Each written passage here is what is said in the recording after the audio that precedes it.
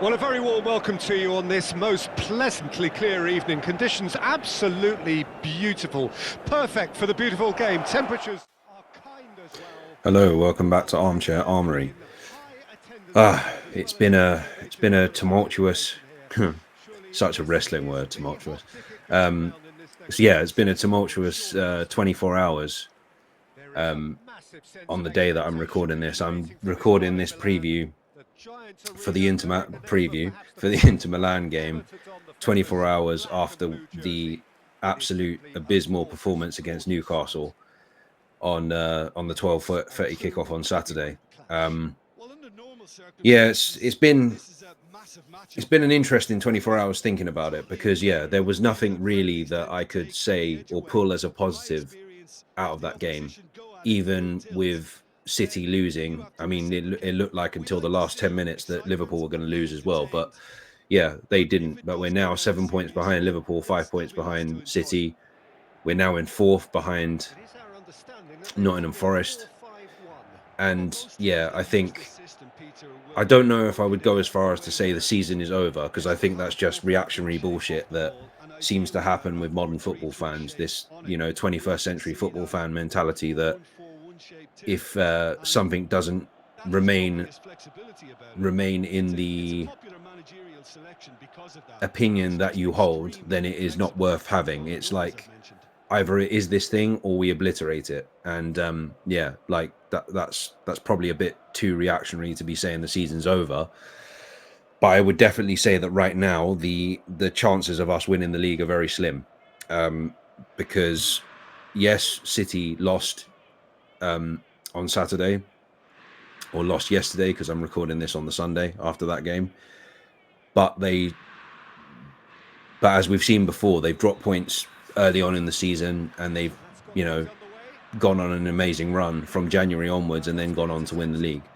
Liverpool have been one of the teams that have shocked me so far. I thought the transition into the Arne Slot era would be there would be a bit of teething problems going forward. I thought that there would be a lot more of sort of a slow, stuttery start going on throughout this early part of the season, but that hasn't happened.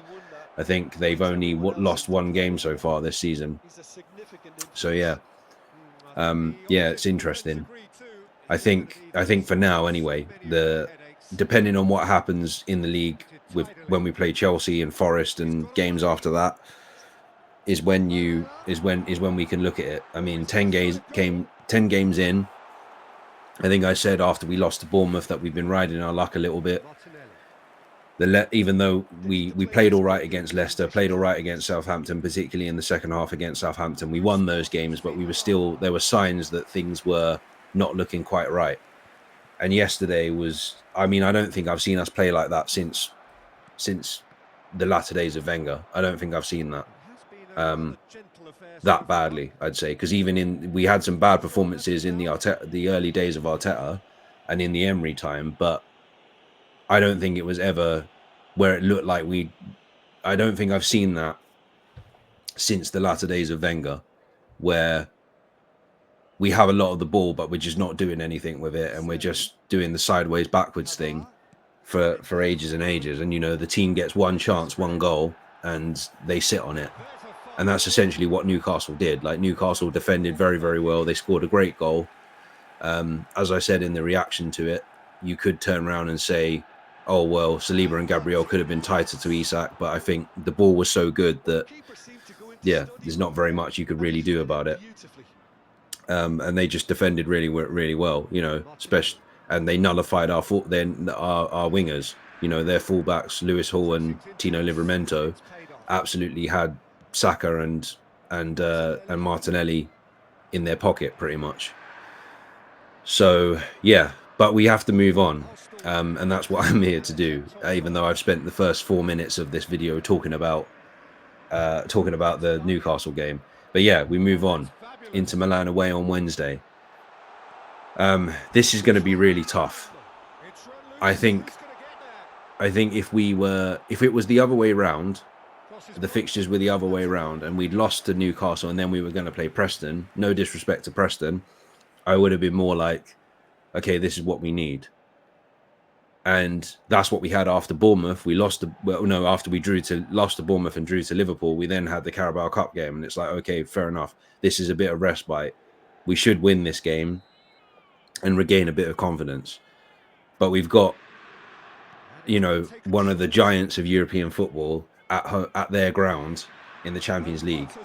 To be honest, apart from the Shakhtar performance, I think our performances in the Champions League haven't been too bad.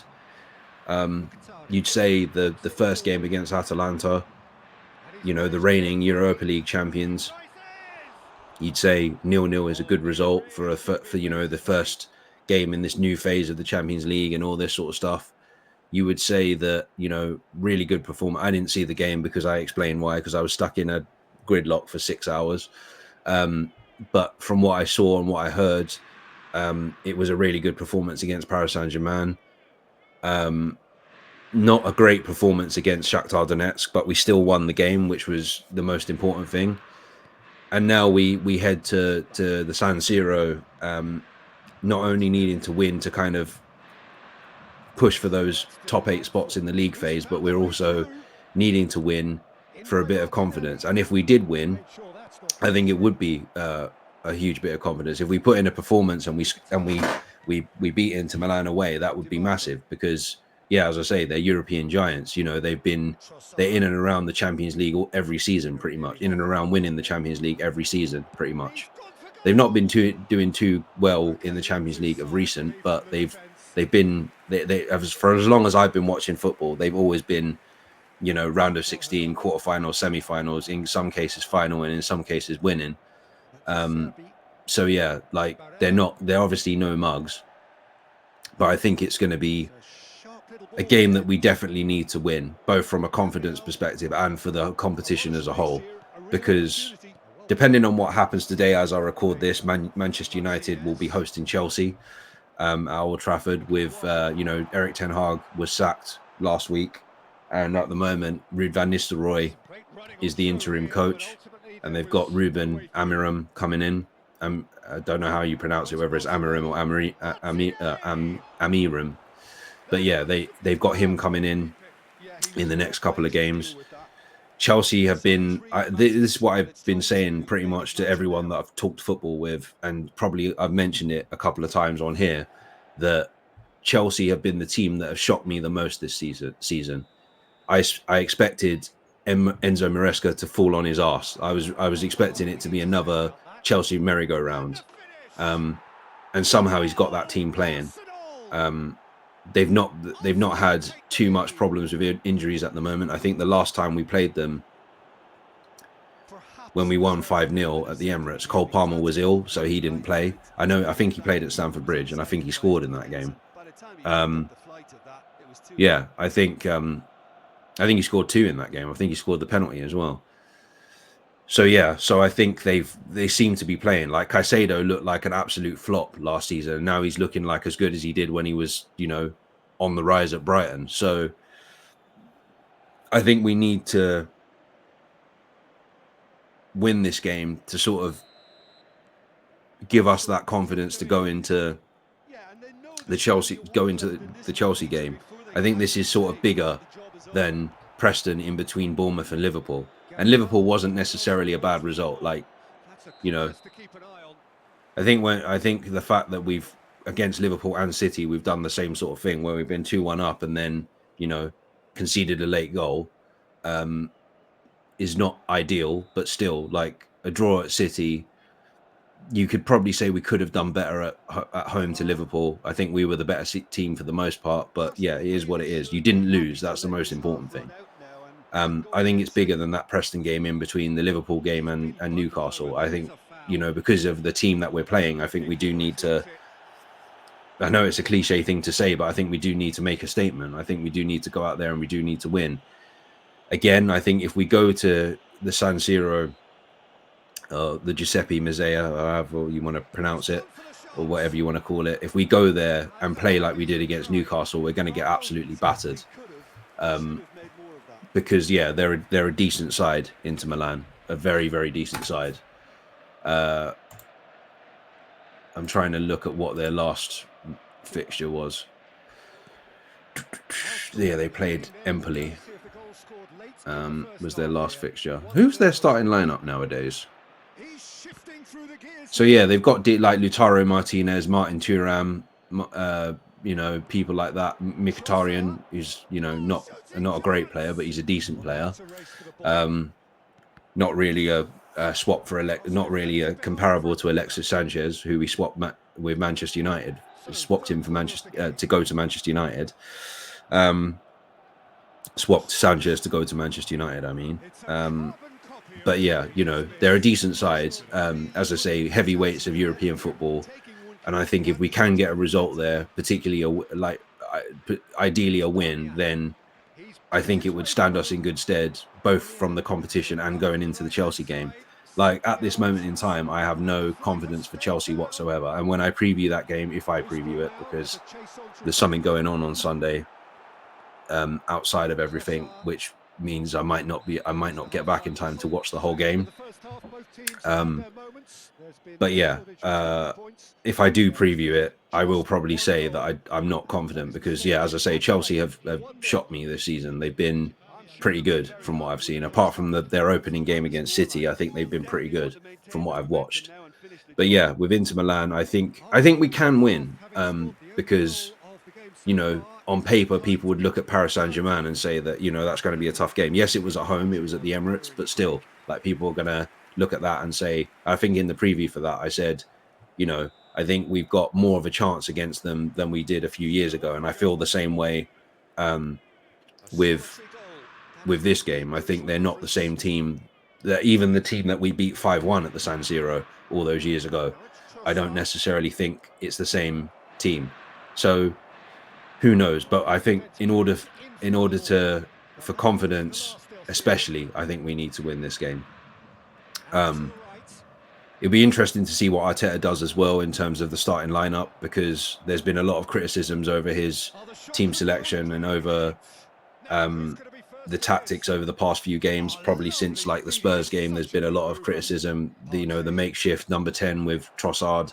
There's been a lot of, especially now that a lot of football in opinion, which annoys me sometimes, and I'm guilty of it, is recency bias. That because we've now lost to Newcastle, it's like, Partey doesn't work in right back. And no, it probably doesn't, because that's not his natural position. But he played really well at right back against Liverpool. And if Ben White's fully fit and you don't have a Tomiyasu and you don't have a Calafiori, then what option do you have other than to play Zinchenko, who I don't think, as far as I know, is left-footed. So yeah, it's just one of those things that I think people need to calm down with that. And I'm not necessarily saying that I like the fact that Partey played at right back, but sometimes you have to make shift. Look at Manchester United last season. They had so many injuries. They had to have Casemiro at centre back. Like, sometimes these things happen, and obviously, when you're playing someone that's not in a position that's not their natural position, they're going to make mistakes, unfortunately. But then it goes back to the transfer window, doesn't it? It goes back and it says, have we done enough in the transfer window? I don't think there's any point in talking about that now, because this is the squad we've got, and I think it's old ground. I think it's an argument that's 4 years old, when we were going on about Kroenke and the leadership and all that sort of stuff. Anyway, but yeah, I think we've got to turn this around quickly, is what I'm saying. We've got to turn this around quickly. Otherwise, we are just going to be in a top 4 battle. And, if we don't get a result against Inter Milan, we're going to see ourselves, having to play those 2 extra games, that playoff, to get to the round of 16. And we don't want that, because, we're already congested fixture-wise as it is. I just noticed that, I think this is the case, and somebody can correct me if I'm wrong, but I think we're playing Crystal Palace like twice in the space of a week. I think we're playing them midweek in mid-December, just before Christmas. We're playing them in the Carabao Cup quarter-final, and then about 4 days later, if it's obviously on the 17th of December, we're then playing them in the Premier League at Selhurst Park. So we're going to lose one of those games, or we're going to have a negative result in one of those games, because every time you play a team more than twice in a season, there's always one time where you're not going to get the rub of the green. and I can imagine it's going to be in the Carabao Cup. But anyway, I don't know. We just need to we need to try and turn this around quickly with this Inter Milan game. We definitely do. If we don't, then yeah, I have even less confidence than I did in going into the Chelsea game. We just have to win. That's it. Right, I've talked for too long now, so I'm going to leave it there. I will be back again after the game on Wednesday. Hopefully feeling a little bit better than I do now. As always, like and subscribe. Thank you for watching, and I'll see you again soon. Take care and stay safe. And to be honest, they're full of belief that it'll pay off.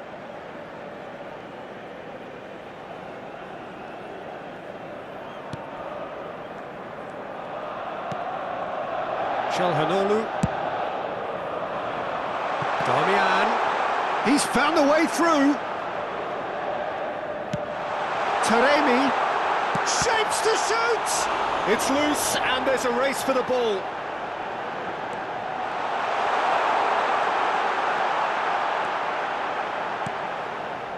Oh, that is good. Super running, sharp movement. Came up against a defender, though, who was ever so determined.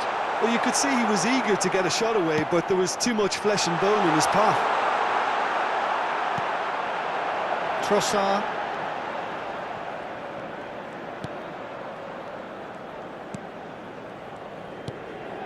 Trossard. 75 minutes played. Acerbi spots it and intercepts. Well, he was clearly disappointed with that pass. Look, the game is full of ifs and buts. If only the pass could have completed its journey. There's the hit! And that's a real chance missed. He's definitely playing with a lot more conviction. This team should look to him to produce the catalyst for a comeback.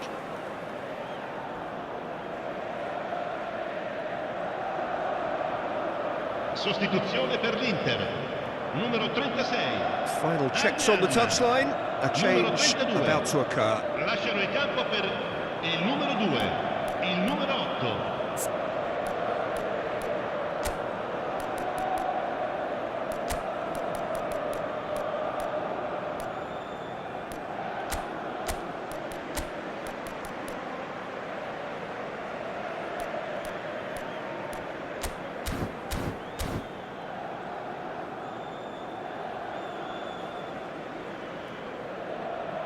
Attenzione, una sostituzione.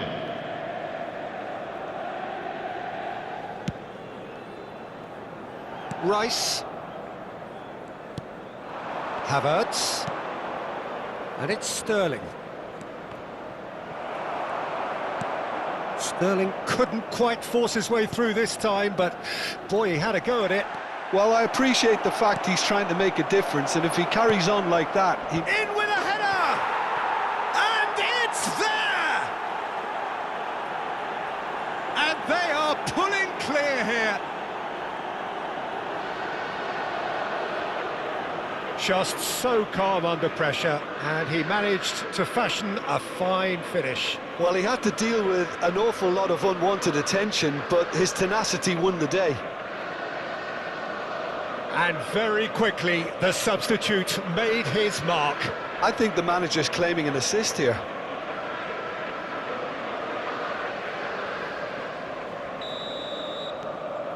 (3-0), and things are starting to look awfully cosy.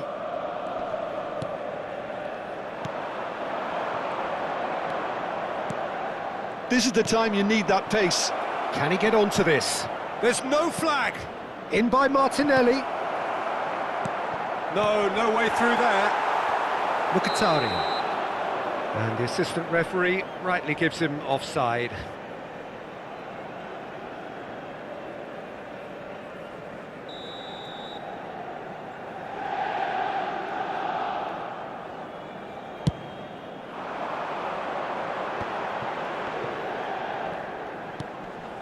Taremi. Now it's Barella.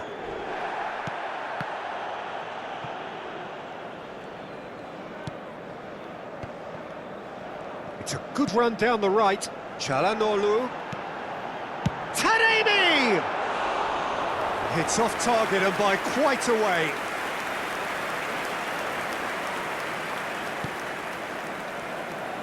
Partey, not too much more here than seeing out time, and time is very nearly seen out. Merino. Ci saranno 5 minuti di recupero. Çalhanoğlu. It's a pretty loose pass. Look at the space, decent hit! And the ball's come loose here. He's had a hit! Big relief, it just needed better contact.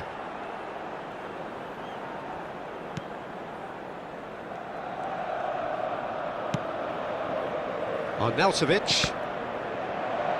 And that's a throw-in.